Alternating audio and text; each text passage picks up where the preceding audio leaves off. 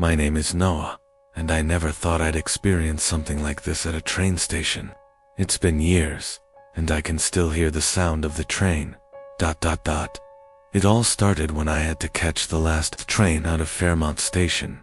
It was an unusually quiet night, too quiet for a city like this. The station was nearly deserted, with only a few stragglers lingering on the platform. The clock on the wall showed 11:55 p.m. I had just enough time to get to the train. But something felt off. I walked to the platform, glancing over the tracks. There was no sign of the train yet, but I wasn't concerned. Just a few more minutes, I thought. I checked my watch. 11:59 p.m. Just as I was about to sit down, I heard the sound of a train's horn. It was faint at first, but then it grew louder. I looked toward the tracks. The train was coming, but it wasn't like any train I had seen before. It was old, a relic from another time, its headlights dim but strangely bright against the fog that rolled in. The wheels screeched as it slowly approached, and my stomach churned with a mixture of unease and fascination. The train stopped right in front of me, its doors opening without a sound. There was no conductor, no announcement, and no passengers, just the empty train waiting for me. I hesitated. For some reason, I couldn't resist. Something about that train called to me. I stepped aboard, and the moment I did, the door slammed shut behind me, sealing me inside. The interior of the train was just as strange. The seats were old-fashioned, covered in faded velvet fabric, and the air inside was thick, like the dust of forgotten years. It felt like stepping into a different era. I walked down the empty car, feeling the weight of the silence pressing down on me. The train began to move, but there were no sounds of the tracks beneath us, just an eerie stillness. The windows were covered in grime, and I couldn't see anything outside. I felt like I was trapped in a void. As I continued to walk down the corridor, I noticed something strange. There were names carved into the wooden walls, old names, as if they had been etched in by someone desperate to leave a mark. I stopped and read one. It said, Eleanor, 1923. The date sent a chill through me. It didn't make sense. I walked further into the train, and that's when I saw the first person. A woman, sitting alone in a seat, her face obscured by her long, dark hair. I couldn't see her clearly, but I could feel her gaze on me. I tried to speak, but my throat was dry, and no sound came out. Suddenly, the train lurched, and I was thrown to the ground. The lights flickered, and in that brief moment of darkness, I saw her standing at the end of the car, her eyes hollow and empty. She didn't speak, but her lips moved.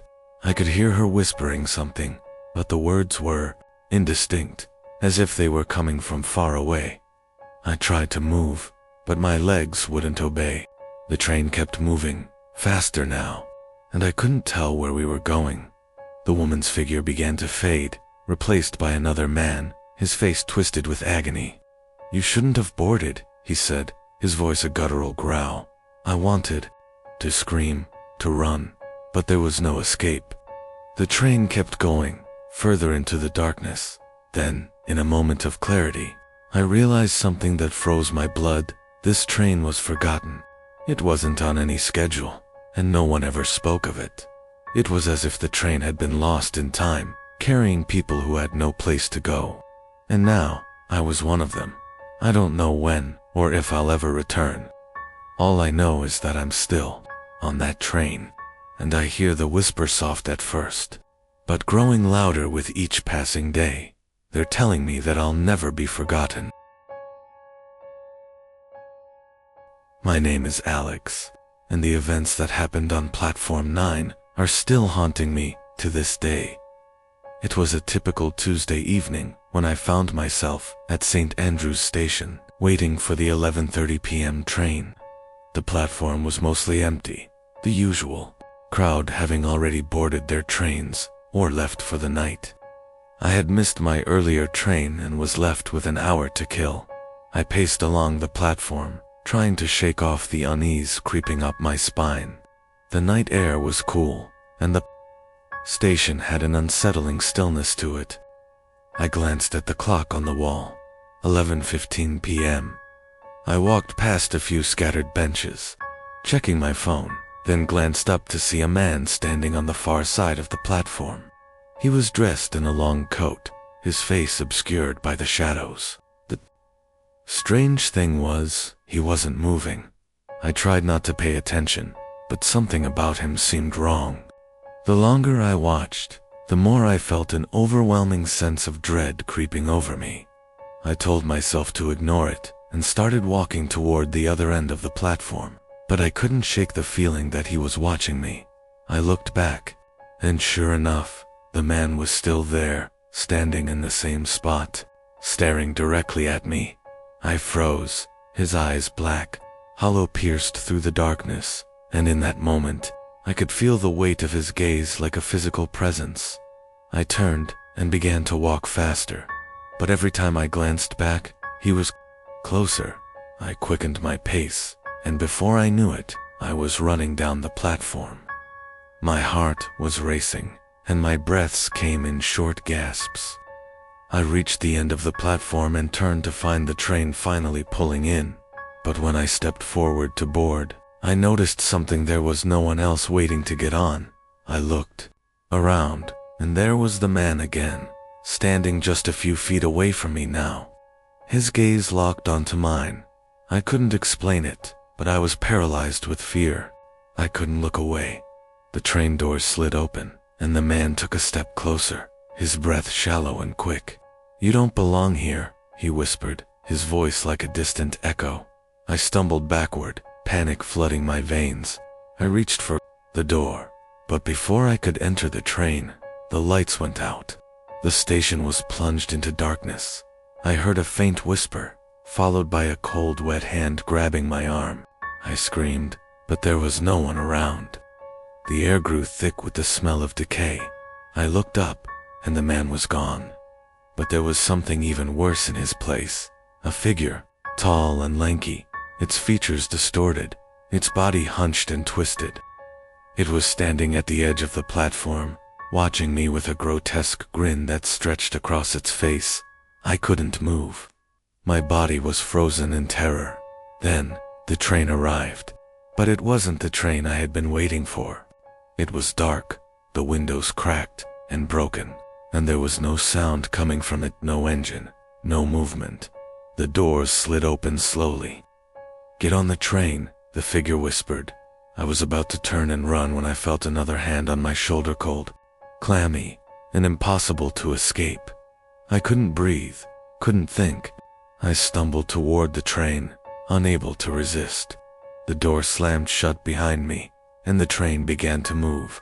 Its eerie silence, deafening, as I looked out the window. St. Andrew's Station disappeared into the fog, and I realized with horror I was no longer on the same platform. I don't know where I am, but I've heard whispers telling me I'll never get off. And the worst part? I can still feel the watcher's eyes on me. My name is Rachel, and it's hard to explain what happened to me at Waverly Station. Even now, I still feel like I'm being followed. It was nearing 3 a.m. when I arrived at the station, having just missed the last train. Waverly Station wasn't a busy place to begin with, but at this hour, it was downright empty. The station lights flickered overhead, and the air was damp, heavy with the smell of mold and rust. I sat down on one of the benches, the cold creeping through my jacket. I checked my phone, no signal. Suddenly, I heard a soft rustling noise. I turned, expecting to see someone approaching, but there was no one. I thought I might be imagining things, but then I heard it again. The rustling was coming from somewhere on the platform. I got up and walked toward the sound, my footsteps echoing in the quiet. To my surprise, there was a train at the far end of the platform. It wasn't listed on the schedule. It wasn't on the board, and there was no announcement. The train was an old steam locomotive, its metal body tarnished and worn. I approached cautiously. The train sat there, silent, with the doors slightly Ajar, a thick, acrid smell wafted from the open door, like something had been rotting inside for years.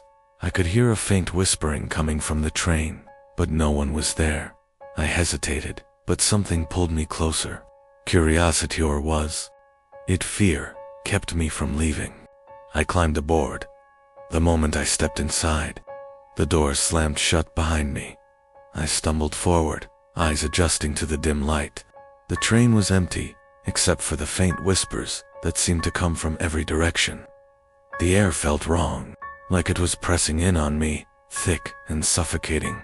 I found my way to one of the passenger cars, the wood creaking under my weight. The whispering grew louder, but I couldn't make out the words. Then, I heard something else's soft, slow tapping. It came from the far end of the car. I turned and saw the silhouette of a figure, standing at the end of the aisle. It was too dark to see any details, but the shape was unmistakable. A person, but their features were distorted, stretched beyond recognition. I froze, unable to move. The whispering turned into soft, incoherent words. Rachel, ... The figure took a step forward, then another, slowly drawing closer. I wanted to run, but my legs wouldn't move. I couldn't tear my eyes away from it. When it reached me, it stopped. Its face was a twisted mask of shadows and anguish, but its eyes locked onto mine. You shouldn't have come here. The voice was soft, almost a sigh, but it sent chills down my spine. In that moment, the train lurched forward. It began to move, though the tracks outside remained empty, covered in thick fog. I reached for the door, but it wouldn't open. The car began to sway, and the whispers intensified, now all around me. I kept my eyes fixed on the figure, unable to look away. It raised a hand, pointing directly at me. "You're ours now." Before I could react, the lights flickered, and everything went dark. I woke up in the same station where I had boarded the train. The doors to the locomotive now sealed shut, but I'm not alone anymore. I can hear the whispers following me, no matter where I go. And sometimes, when I'm alone, I see the figure in the shadows, still watching. My name is Ben, and I can't stop hearing the trains at night. It all started when I missed my last train home. I had been at Sycamore Station waiting for the 11:45 p.m. train, but when I checked the time, I realized I had fallen asleep on the bench. The station was empty, and the soft buzzing of the fluorescent lights was the only sound. I jumped up, cursing under my breath, and ran toward the platform, hoping the train was still there. But it wasn't. I checked my phone. It was now 12:10 a.m. There was no sign of the train, and the schedule board was blank. Panic started to creep in. I waited for a few minutes, but no one else came. It was just me, alone in the station. I sat back down on the bench, trying to calm my racing heart. The air was unusually cold for that time of year, and the stillness was suffocating. Then, I heard the unmistakable sound of a train approaching. I looked up, and in the distance, I saw the headlights piercing through the fog. The train was coming. I couldn't believe it. The next train wasn't supposed to arrive until the morning, but this one was different. It was old, rusted, with broken windows and peeling paint. It slid into the station with a screech that made my teeth hurt. The doors opened, but there were no announcements. The platform was eerily silent. I didn't know why, but I felt compelled to get on. I boarded the train, the dim lighting casting long shadows down the corridor. The air inside was thick and smelled faintly of mildew. The doors slammed shut behind me, and the train began to move. I took a seat by the window, peering out into the fog, but the landscape never changed. We passed the same dark, empty fields, over and over again. The train didn't stop at any stations. There was no conductor, no passengers, just the constant rumble of the train beneath me. I don't know how long I had been on that train when I heard the whisper. It started soft, just a faint rustling in the corner of the car. I glanced around. but there was no one else. Then it came again, clearer this time. Ben, ... double quotes. My heart dropped. I knew no one else was on the train. Ben, this is your stop. I looked down at the floor, and when I looked back up, the figure was standing in front of me. It was a man, tall and gaunt, his eyes black as coal. He was staring at me with an intensity that made my blood run cold. You've been on this train too long, he whispered, his voice barely audible above the screeching wheels. I tried to get up, but my legs wouldn't move. It felt like the train was no longer moving, like we were stuck in an endless loop, circling the same tracks over and over again. This is the last stop, he said, his lips curling into a cruel smile. Suddenly, the train lurched to a stop. The lights flickered out, and the whispers grew louder, all around me.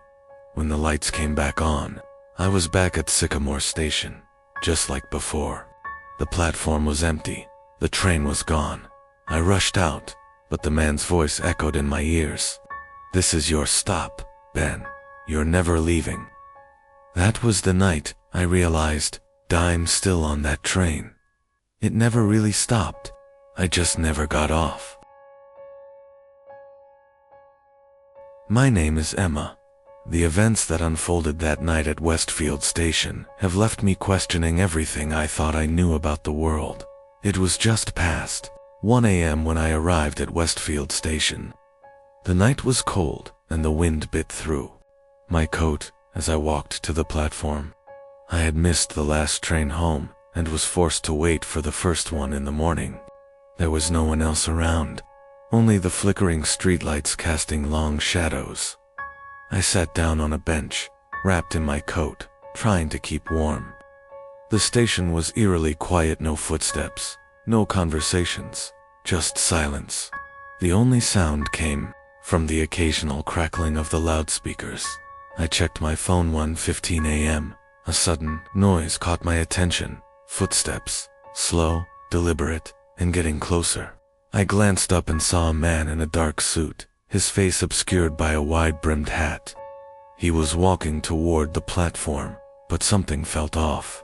His steps were too heavy for someone walking at such a slow pace, like they were forced. I turned away, deciding to ignore him, but the air around me grew heavy, almost suffocating. I could feel his presence, the weight of it, pressing in on me. I looked up again, and the man was standing in front of me. He hadn't made a sound.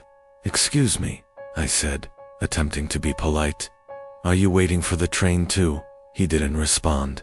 His face was still hidden beneath the hat. I repeated myself, louder this time, but the man remained motionless. Something about his silence was unnerving. Suddenly, the loudspeakers crackled to life, and the station lights flickered. My heart skipped a beat as the announcement came through. "Next train to Westfield will arrive in 5 minutes."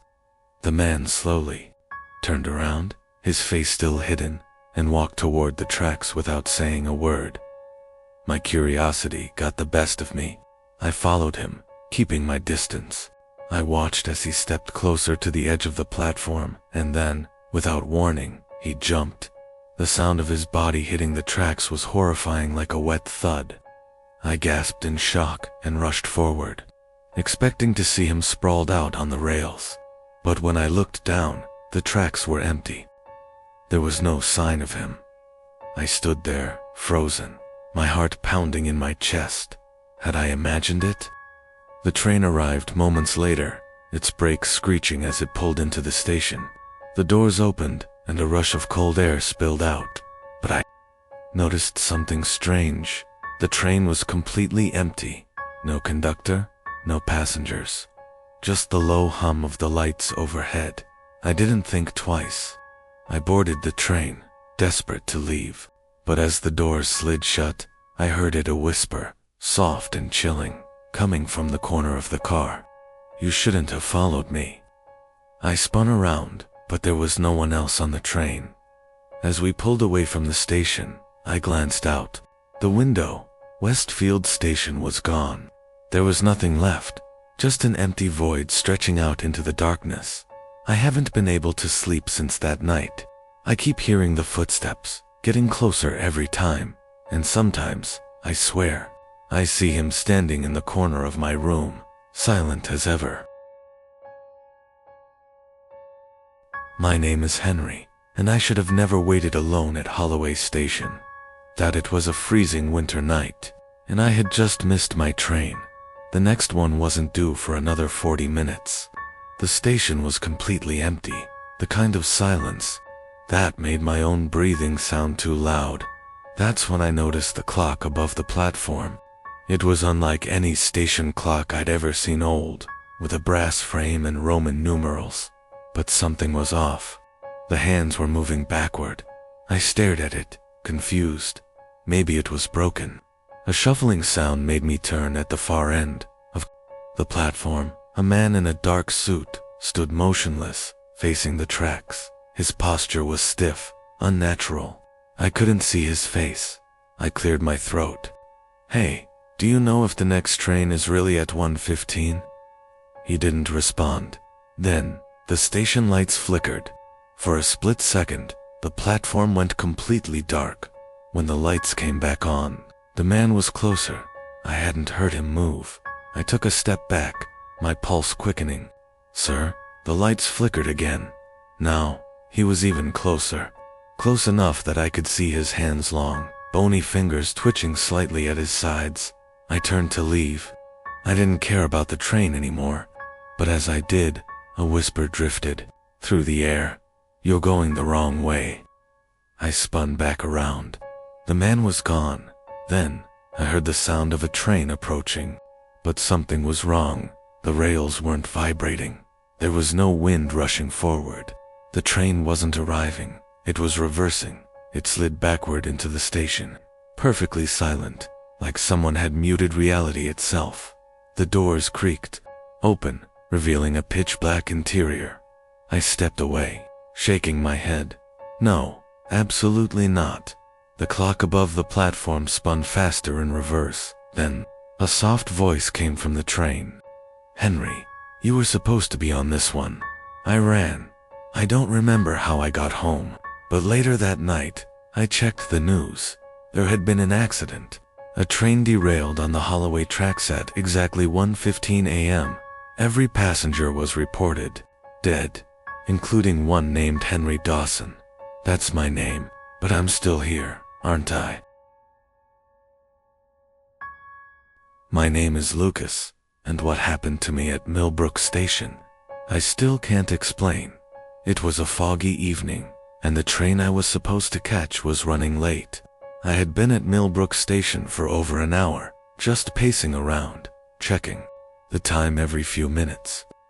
The station felt unusually quiet, like I was the only one there. I remember looking up at the schedule board. The only train listed now was the last one of the night, the 11:55 p.m. to Ashford. I figured I'd get on that one, even though it was much later than I'd planned. I hadn't heard any announcements or seen any trains, but the board was clear. I waited by the platform, tapping my foot. Then I heard it. The faint sound of a train whistle, far off in the distance. It wasn't supposed to be arriving yet. The tracks creaked under the weight of something large approaching. The train slid into the station, but as it pulled up, I froze. It was unlike any train I had ever seen. It wasn't modern. This train looked old, almost ancient. Its body was covered in rust, the windows cracked, and the doors were locked shut. There was no conductor to be seen. The only light came from a dim, flickering lamp near the front of the train. Curious, I approached the train. The door slid open with an eerie hiss, revealing an empty, shadow-filled interior. A low, constant hum vibrated from within the train, a hum that felt wrong, like it was vibrating in the back of my skull. I was about to step inside when I heard the faintest whisper, "Don't get on." I spun around, but no one was there. The station was empty, too empty. Even the platform was abandoned. I hesitated, but the train doors slammed open again, beckoning me. There was no one else in sight. Something made me get on. I don't know why. I sat in the first seat I could find, just staring ahead at the empty car. I could hear the low hum still vibrating through my body. My heart pounded, but I couldn't get off. The doors slammed shut, and the train started moving. It moved too fast, faster than any train should be able to go, and it never slowed down. I pressed the emergency button, but nothing happened. There were no other passengers on board, no conductor, just me and the strange hum. We passed through the countryside, the same landscape repeating itself over and over again. Trees, tunnels, stations, all the same. Hours passed, or maybe it was minutes. Time didn't seem to matter anymore. Eventually, the train slowed to a stop, but we were nowhere near Ashford. We were at a station I had never seen. The sign was cracked, the name barely legible. It read, Millbrook. I opened the door, stepping out onto the platform. It looked just like the station I had gotten on at, except darker, older, and abandoned. I turned back to the train. It was gone, no trace of it anywhere, and when I checked the time on my phone, it was still 11:55 p.m. I'm still at Millbrook Station, waiting for a train that will never leave. My name is Oliver.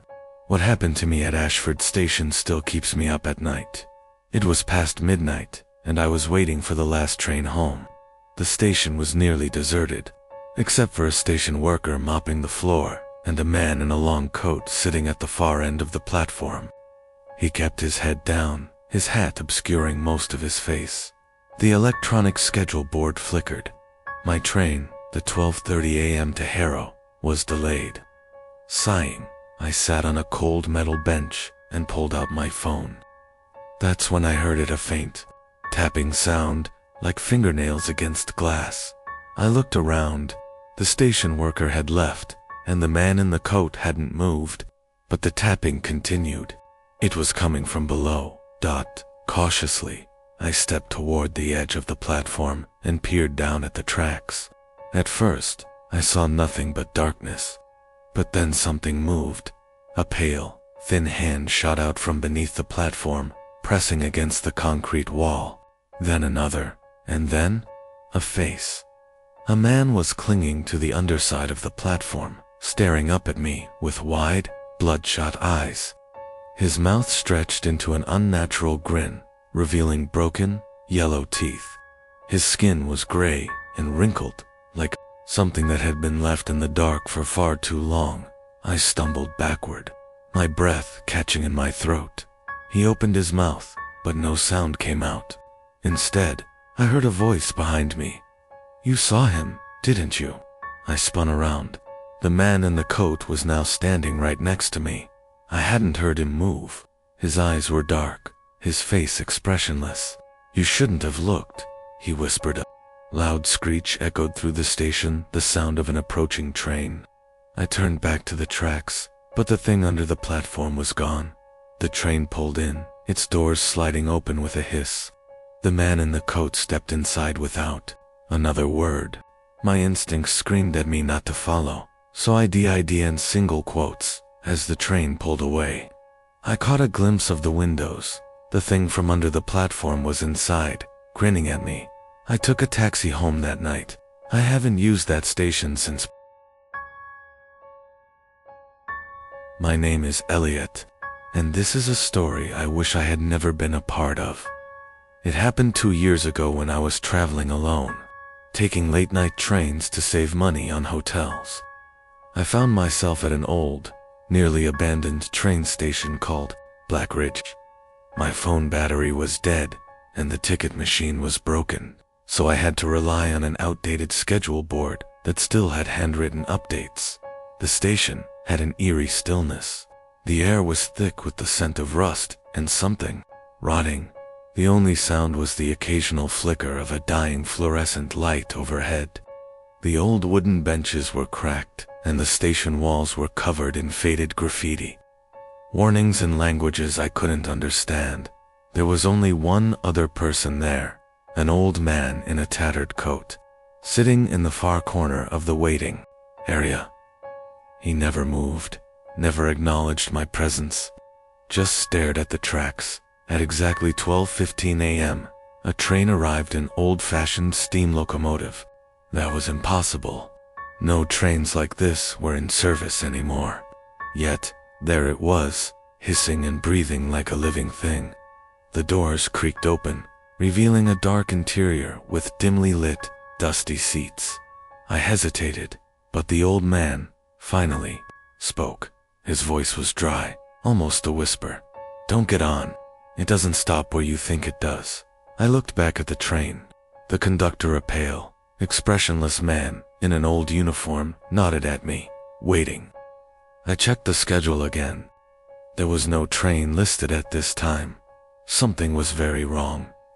Then I noticed the passengers. They were seated inside, completely still, their heads down as if they were asleep. But something about them was off.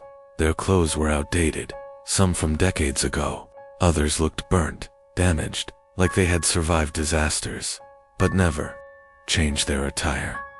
The train let out a deep, guttural whistle. It wasn't steam.